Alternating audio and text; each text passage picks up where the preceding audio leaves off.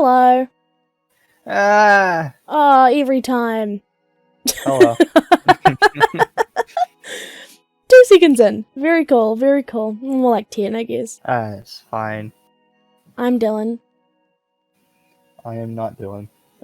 This is Jax. I am not Jax. Oh, what are you? I am the Void. I am Jax. This is Dylan. Yes. Yeah. And, we're back with another episode. These seem to get further and further apart, and we're only on the 3rd one. And it's my fault this time. So I don't know about that one. I do. I had my birthday. I turned 20. And then I burned my finger, but I still made this script because I care about... Ow! I touched it. That was stupid. Why did I do that? Oh no. I pushed on it real hard just to see if it still hurts, you know? Same though. That was the stupidest thing. So we just watched Mr. Pip, which is directed by Andrew Adamson, and the original book was written by Lloyd Jones. Is pretty cool movie. I never fully read the book. I was supposed to, but I never did. I got maybe a quarter of the way through. Don't know what happened. But the movie managed to keep my attention, so it's good. It's good. You should still read the book. Yes. It's a cool movie. It's based mostly, I believe, on true events in Bougainville, which only recently, I believe, achieved actual independence. But it is a non-binding referendum or some stupid bullshit like that. Dylan, have you got anything else to say? My brain no work good. Okay. Well, we like the film, I guess is what we're saying. It was pretty good. I would not say it is... I don't know if I would say it's as effective as The Pianist.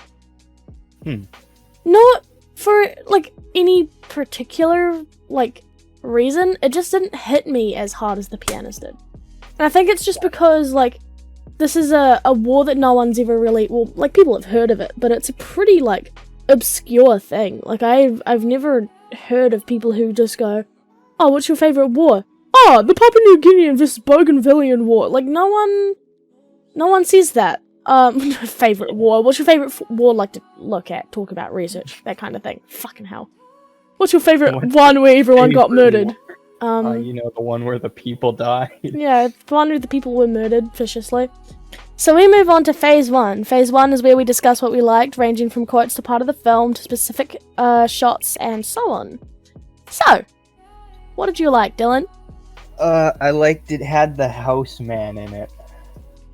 The houseman, Hugh Laurie. The houseman. Yes. I was confused for a second. I was like, what do you mean the houseman? Oh, the guy that played House. In House. It's the houseman. Yeah, a really, really famous actor. And this is, by the way, a New Zealand film. The book was written by a New Zealander, and the director was a New Zealander. It's all New Zealander based. So, having a really, famous actor in anything regarding New Zealand has not been a thing, really, up till recently. But I guess it was with Mr. Pip. But no, New Zealand's never really had famous people. We've had people who got pretty big in New Zealand. With our little tiny population of... Now we've got 5 million, but back then it would have been 4, maybe? 3.5? I can't name half of them. We've got Lord. She got pretty famous. And then Australia said that she was Australian. And then we told them they could fuck off. Anyway, I digress. Got him. Yeah. Having Hugh Laurie having Hugh Laurie in it is really neat. I think he's a good actor. Do you think he's a good actor? Yes, I haven't seen anything with him in it, or at least not much. But from what I've seen, yeah, he's good. I'm having a hard time remembering things. I just read you the entire synopsis of the fucking film. Yes, and I've read this whole thing here twice. But brain no work good. The children's interpretation of the boy Pip. I I liked his top hat that he had, his beautiful top hat and suit that he had in that one scene. Very brightly colored choices they had for clothes over there. Mm-hmm. I believe it was bright yellow. I don't remember, but like, yeah, because they're from a tropical region, they view, bright colors and stuff. That's a normal portrayal of clothing. It's the kind of thing I want to see more often in the real world. I want to see the I want to see the like floral shirt style on full tuxedos and things. I disagree. I want to see a rainbow suit. It's got to be a nice like yellow and cyan or something. Well, I liked that their interpretation of Pip. So, it's based on Great Expectations, which is a book written by Charles Dickens way back when. And he, wrote the story about Great Expectations of a young boy who basically got to being a gentleman from being very poor kind of situation. But it's based in England, so obviously the characters are all like white, at least for the most part. I haven't read the book in a while. But the main little boy is white, Charles Dickens is white, so on and so forth. But the kids in Bougainville envision him as being black so that they can relate to him more, and his race is never specified by Mr. Watts, so they can kind of have that connection in times of like war and stuff, It shows like they're so used to being the majority, especially because Tom Watts is the only white dude on the island, But yeah, I thought that was neat. I think that's a cool portrayal of how imagination works in literature, and how literature can be built on with thought and interpretation. I also liked how they tie everything together. I think that's really cool. I think Andrew Adamson, Mr. Adamson, he's really good at doing that. That was bad. That was horrible. No, he's fantastic. He's a really good editor, he's a good director, good producer, and so, he produces quality, like Shrek. And Shrek 2. And Shrek the Third. Puss in Boots. And Narnia, I guess, Narnia, Shrek 4. Shrek 4. And hopefully soon Shrek 5. They tie everything in with the same quote, which at the start doesn't make much sense, but it's, it's a good quote still. But by the end of the film, it makes a shitload of sense. And that quote is, "It is a most miserable thing to be ashamed of home," which is a Charles Dickens quote, I believe from Great Expectations as well. So obviously Matilda, the main character, relates to that very, very much by the end of the film, which is nice. Anything else to add? I do!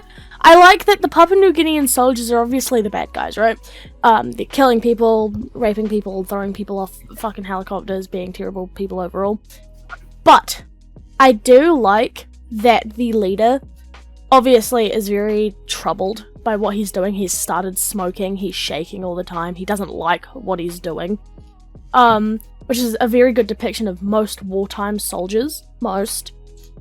There are the psychopaths, don't get me wrong, I'm pretty sure half of his little troops were psychopaths. But war is a very terrible thing. I have friends who have been to war, like overseas, not here. I don't know anyone here who has been to war. But one of them talks specifically, like, he loves being in the army, he loves being part of the US military, he, all that. But he says there are very terrible, terrible things that people do in war. And that is the worst part of war, is how disgusting you can see your friends, your brothers, your sisters, all be, is they do these terrible, vile things that they would never otherwise do because they just lose their humanity in that moment. That one Rise Against. Yeah, hero of war, exactly. She marched through bullets and haze. I asked her to stop, I begged her to stay, but she marched on, so I lifted my gun and I fired away. It's all about how he did this very terrible, terrible act of shooting who I assume is someone he cared about. He shot her so that they would still win. if she had surrendered, they would have lost the war. In order to win, she could not surrender. They couldn't let her surrender, so they shot her. Or the part where they're bringing people out to question him, and they drag him out in front of his family and put a bag over his head, take him away, piss in his hands, shoot him, which is also part of the song. Yes. Yeah. So they do very vile things in war. You see, like my friends say, there are no good people in war. At the end of the day, what you're doing is you're planning to help people shoot people, you're planning to shoot people, or you're shooting people. Yeah. You're placing people in other places to shoot other people. It's all people who are fighting tooth and nail for their country. And so we see that human side, sorry for the ramble, we see that human side in the leader, at least. We don't really see that in his soldiers, but that's because they're minor characters, you know? But in the leader, you know, he's picking up smoking, he's shaking, he's got that look of, you know, I have done some terrible things and I have seen some terrible things and I hate what I'm doing in his eyes. His act of humanity is sparing Matilda. He didn't have to. He could have shot him and Dolores, her and Dolores both, but because Dolores begged for her daughter's life and offered her life for Matilda's, he spared Matilda. Again, he didn't have to, and even went out of his way to distract Matilda by pointing her towards the beach and standing there with her. So it shows that human side of even the bad guys aren't all bad. That's what I like about the film.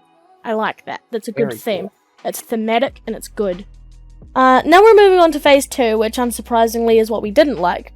So, you know, general criticism, etc.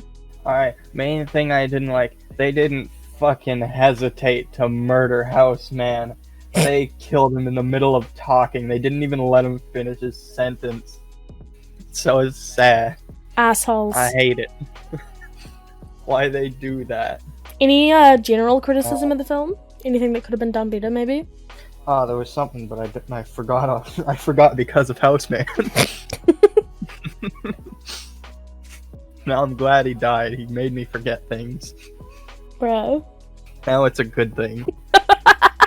Add that to the likes list.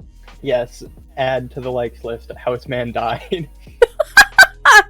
That is #1 liked thing. I guess something I don't like, and this is because I've read the book, something that I'm not too fond of, necessarily. I'm not, like, upset about it, but I'm like, this really could have added a little something, is they really don't show one of the most important parts of Matilda's character that aids in the development by the end of the book is her depression. She goes through weeks of it.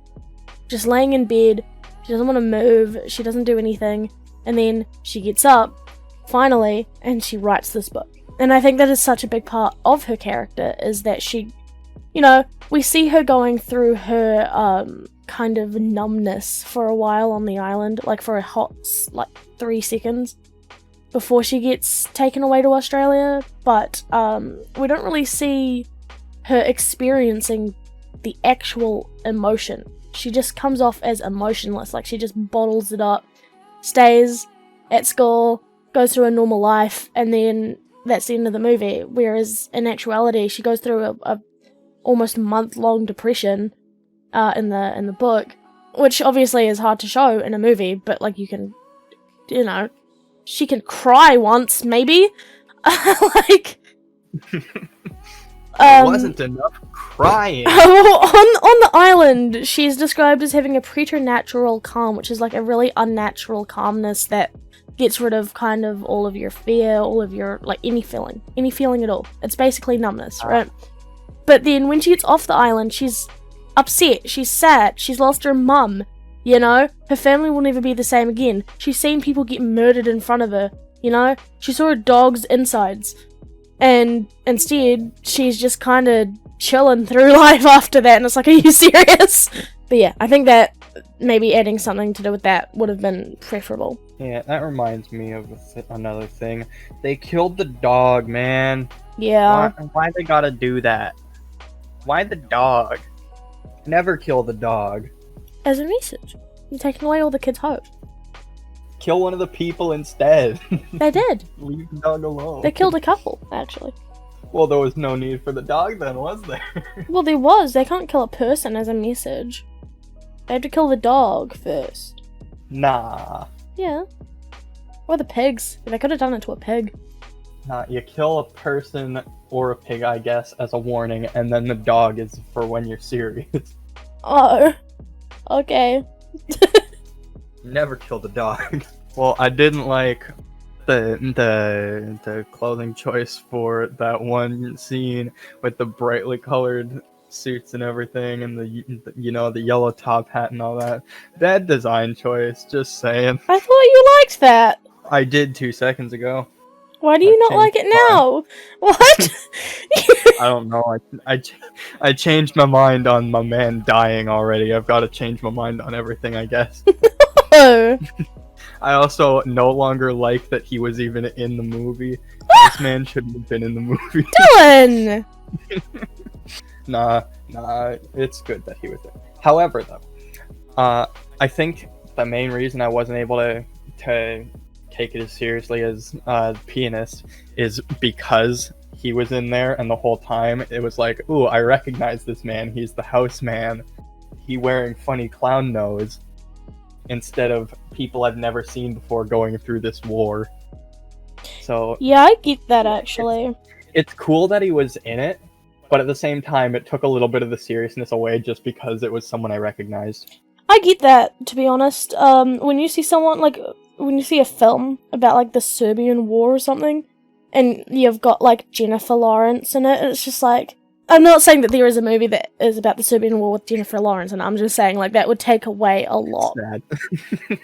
That's like when they made, I don't remember what the movie was called. It was a war movie, and they had, like, Harry Styles in it, and everyone just went so that they could see Harry Styles. They didn't go see it, because, like, they wanted to see a war film. They went to see it so that they could see Harry Styles, because, oh my god, he's so hot! Was it Harry Styles? It might have been one of the other ones. It was one of them.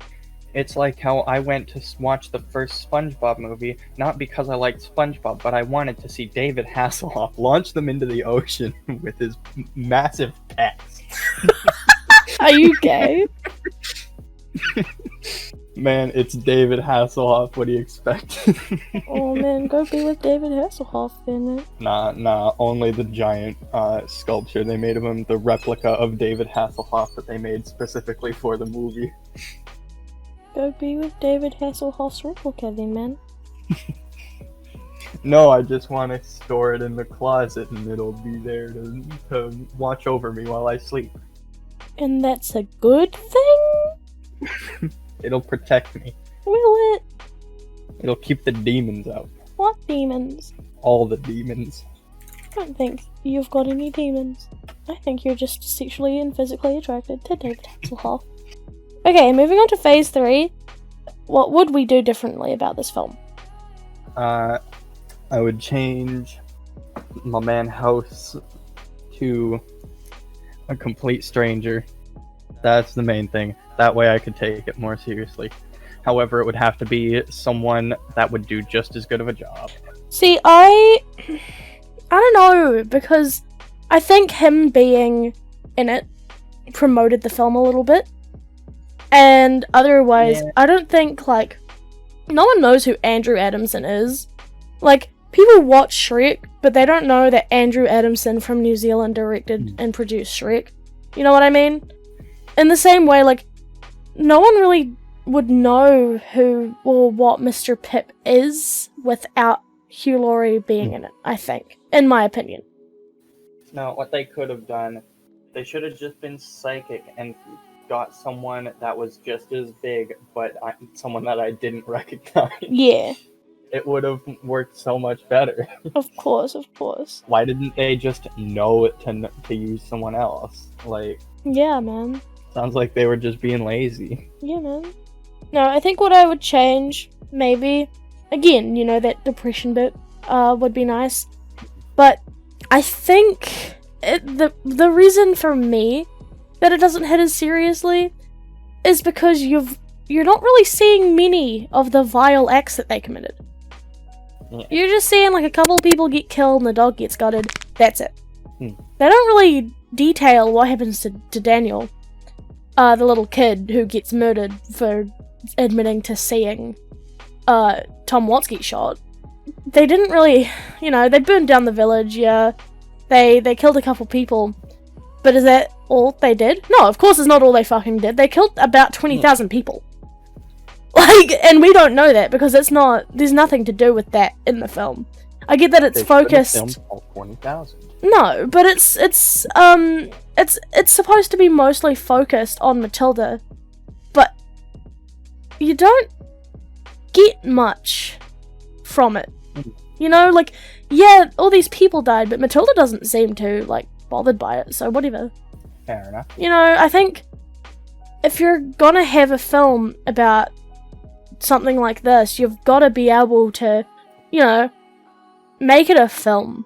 Unfortunately, the reason that Pianist was so hard-hitting is because they, really overdid some stuff, Because that's what you do in a film. You exaggerate some things, special effects and stuff like that, right? Even if only slightly. So even though it was focused specifically on Spielman, and you don't see the other 6 million odd people who got murdered by the Nazi government and their cronies and such, it was still hard-hitting because you still saw shitloads of other people die. And you saw how he reacted to it. He broke down and all that other shit, right? Just as a comparison. We're not doing a case study on the Pianist right now. But with Matilda, it was just okay, and then move on. And I think I would have changed that. I would have made it hit her a lot harder than it did. Because she's only a little girl, She's not some badass superheroine, going through the world. She's used to seeing, death everywhere. Yeah, she's used to seeing some people die, right? That's just the situation.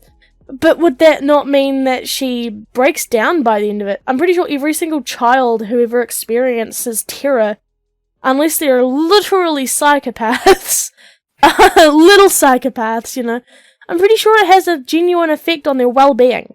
And I think that needed to be shown, and I'm disappointed that it wasn't. And I think that's what I would change. You're welcome. Yeah. Right. Moving on to phase 4. We've looked into the background of the director and the author and such. We're discussing kind of interesting things around the movie. Mr. Pip is a Kiwi film based in Bougainville, or the Solomon Islands, Papua New Guinea at the time, about a war called the Bougainville Civil War in 1989. The war was fought for 10 years from 1988 to 1998 between Papua New Guinea and Bougainville for the independence of Bougainville. They eventually settled after a long conflict, ending in up to about 20,000 Bougainvillians dead, either from combat or civilian killings, by malaria or other diseases, infant mortality, the PNG, or opposing Bougainvillian soldiers. Fight those images, or die trying. Yes. Fuck the PNG. JPEGs only. Only JPEGs allowed here. Are we the baddies? We're file typists now. Bougainville was considered a mostly autonomous area afterwards, with the agreement for a referendum about 20 years later. In 2019, a non-binding referendum majority voted Bougainville to be independent. Its main characters are Matilda Lamau? Matilda Lamau. Limo. LMAO.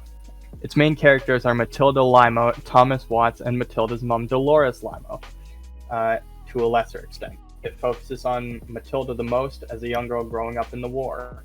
Her father lives in Australia because he went with the white men after the mines were shut down, or else he'd have lost his job. The school is shut down, and most of the young men and boys are not in the village, as they are out joining the rebels to fight back against Papua New Guinea. The islanders cannot get shipments of medicine or any other supplies, and so rely solely on themselves to survive. The only white person on the island is Thomas Watts, who opts to teach the children of the village. He reads a famous book called Great Expectations by Charles Dickens, featuring a boy named Pip going through the struggles of a impoverished life and exchanging this life for a rich one, where he becomes a gentleman. Matilda and the other children envision the characters as black, and it aids in their ability to relate to the story and escape the painful thoughts of their friends and families being killed by various war-related things previously listed.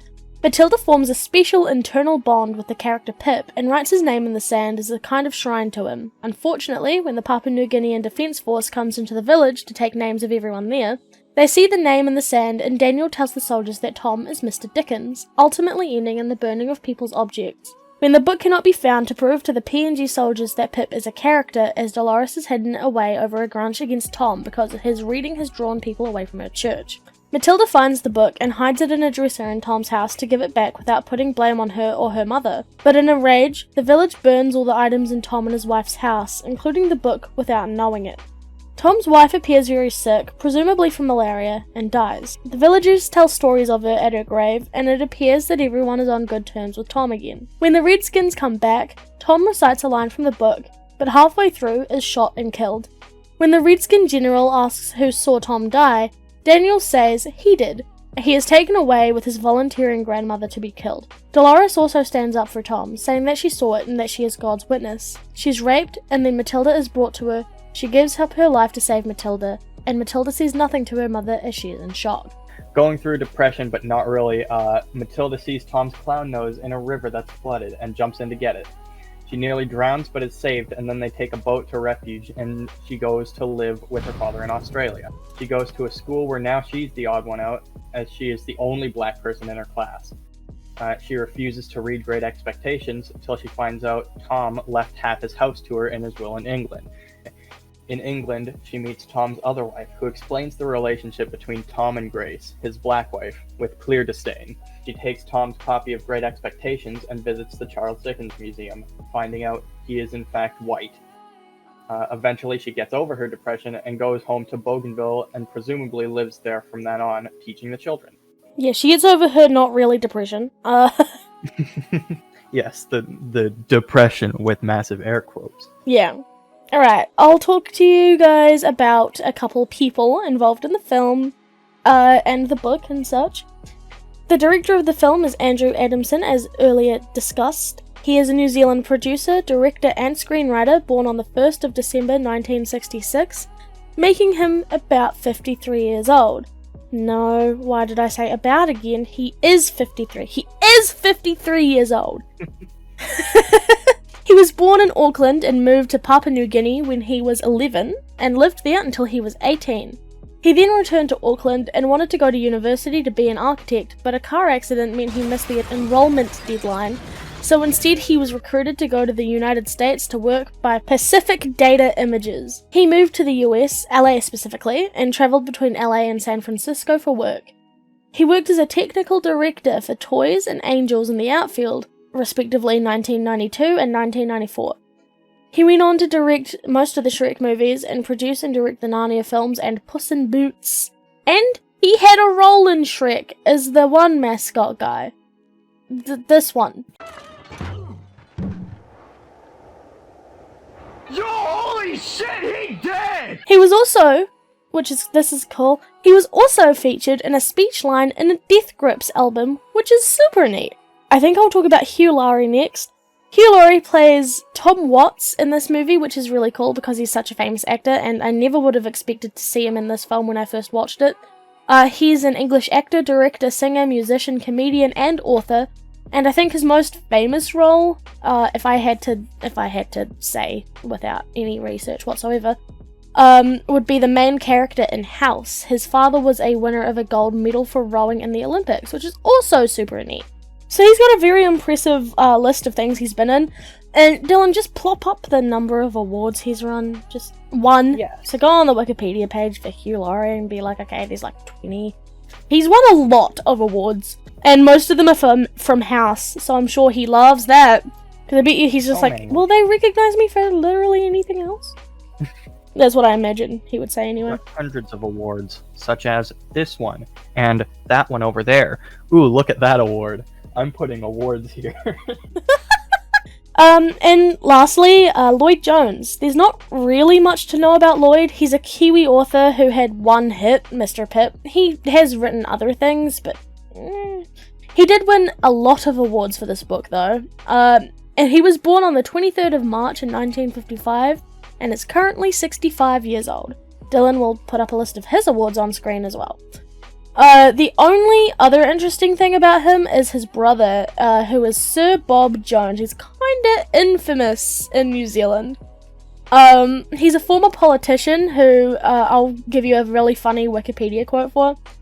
In 2018, he threatened legal action against filmmaker Renee Maihi for defamation after she presented a petition to New Zealand Parliament calling for his knighthood to be revoked. The petition objected to comments Jones had written for the National Business Review. It went on to garner more than 90,000 signatures, but was not accepted for consideration. In his column, Jones suggested that the country's national holiday Waitangi Day should be replaced by a Māori Gratitude Day. I have in mind a public holiday where Māori bring us breakfast in bed or weed our gardens, wash and polish our cars and so on, out of gratitude for existing. He claimed it was satirical. The defamation trial began in February 2020 and was due to be held for 2 weeks. Jones withdrew his case after 5 days, with Jones being labelled not just a racist. He's a piece of shit, dude. Like, everyone knows this. How come all the movies that we've reviewed so far, all of the, like, the director, the author, or whatever, there's always one person that just sucks. Yeah, there's always one person who sucks because there's a lot of people in this world who suck. It's always like the main guy that like created it. This is the main guy who created its brother, so okay. But still, this wouldn't exist without this guy. Let's move on to Phase 5, Dylan. Yes. What do we think this film is trying to express, if anything? Are there any theories? Any conspiracy theories? Obviously, there are no conspiracy theories about this one. I'd hope. Dylan, look up Mr. Pip conspiracy theories and see if you can find anything. I'll find something. Well, this film is, again, discussing the trials of war, you know, the things that people go through in war, and the way that literature can greatly improve someone's life and help them escape from a bad situation. It very much is a big push for, hey, read a book, it might make you feel better. That's what I think, anyway. It's good. It is an author going through, you know, the treacherousness of war and how bad it is, and how it affects our kids, and how something can save someone's life, and it could be as simple as a movie, a book, a poem, anything that they can focus on to get their mind away from things. Sometimes distraction helps, at least for a little bit, until you can catch up and acknowledge what has happened. Yeah, man, I'm hardly even speaking. You are. I've just got nothing, man. People are gonna think that I'm like I'm sorry. being controlling or something, Nah. and like trying to push myself forward more than you. Nah, I'm just worried it's gonna sound like I don't want to be here or something. Clearly the soldiers were bad. They were made to look very bad because the place was bad. They wanted Bougainville to be good because Bougainville good. Soldiers bad. They kill people and dog. They killed Clown Man. Rest in peace, House Man. No, Clown House Man. I had to help Dylan on that one a little bit. He's a little tired, guys. Don't worry about it. They're gonna be like, she's taking all the spotlight. She's doing it on purpose. Don't worry, I'm encouraging it because my brain is not functioning today. She's trying to hog the stage. We want to hear Dylan. He sounds hot. Lies. No, you. Ah. Bruh. People say my voice sounds annoying and that I sound like a teenage boy. They're dumb. Oh, fucking Jesus, dude. That's just objectively wrong. No, it isn't really. I can hear Nah, it. I can't. Because you're biased. Yeah, see? No argument. No. It's not an argument. Nah, you have a nice. Stop. I like. Bro, No. stop. That's cringe. Cut this out. Yeah, I said it is. stop. Cease. No, that's enough. Watch me leave every single one in. I'll just put in like a censor or something, but it won't cut out any of the audio or mask anything. It'll just be a visual thing that'll do absolutely nothing. No. Record yourself going, ew! Ew! Stop it! Just chuck that in there. I'll just cover it up with Cringe. Well, that's it. We talked about Mr. Pitt by Andrew Adamson and Lloyd Jones. The horrors of the Papua New Guinean War and the 20,000 odd people that was murdered.